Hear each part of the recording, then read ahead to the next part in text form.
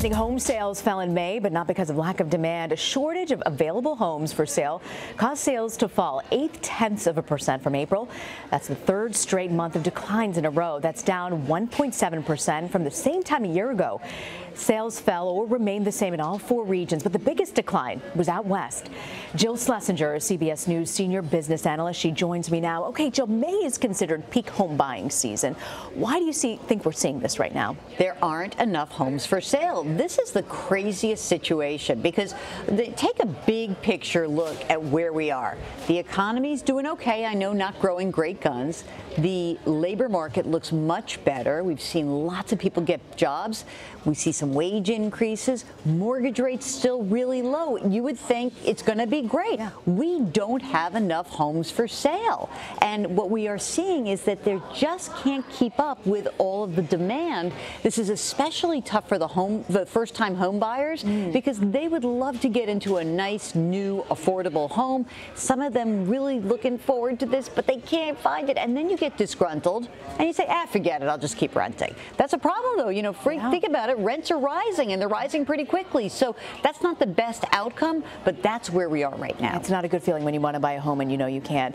When you talk about location, what is the one area or areas in this country where you're seeing the most decline? Well, I mean, month over month, the numbers are a little noisy. Okay, so I really want to point that out. We have been seeing a trend where things in the West are so tight that's where you saw a big drop down because the inventory is getting sucked up so quickly. So almost as fast as something can come on the market, it gets sucked up.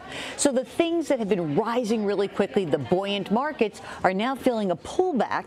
And those West Coast cities, especially where you're getting good jobs with high wages, they are really seeing just crazy activity. They have far surpassed their pre-crisis highs. So that's been a tough market. But you know, the trend is very similar. And I want to go back to one of the reasons that we see the inventory drying up. If you think about the housing crisis, right after things were getting really messy in the housing market, 2010 or so, we saw big private equity firms come in and gobble up a lot of these distressed properties.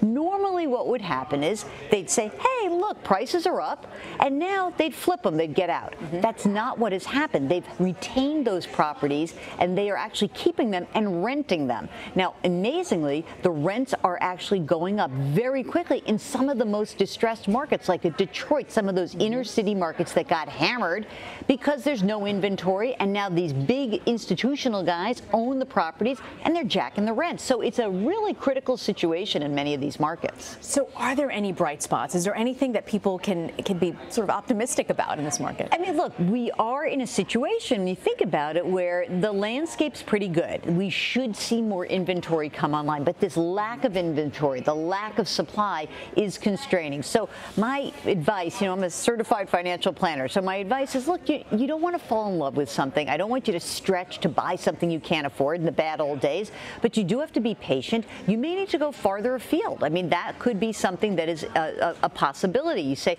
hey, I want to live in the Bay Area. You may not be able to live exactly where you want. You may have to go a little bit inland. That said, really run the numbers. If you cannot afford to reach for another home or you need to go someplace else, and the numbers are not adding up in this market, then stay where you are, relax. These situations should get better. That's good advice. I want to ask you, the Federal Reserve, for a second time, has raised interest rates. Do you think that's going to hurt mortgage rates? Well, it doesn't, because the Fed only controls short-term interest rates, okay? So that means that would affect, say, a credit card borrower or a small business loan. Not great for them, but if you look at 30-year mortgage rates, we are seeing really good pricing still. We're still below 4% for a 30-year fixed-rate mortgage, and that is because that rate is keying off of a longer-term treasury, the 10-year bond. And you know what? This week we saw the 10-year drop down to its lowest rate this whole year. So mortgage rates are still really affordable.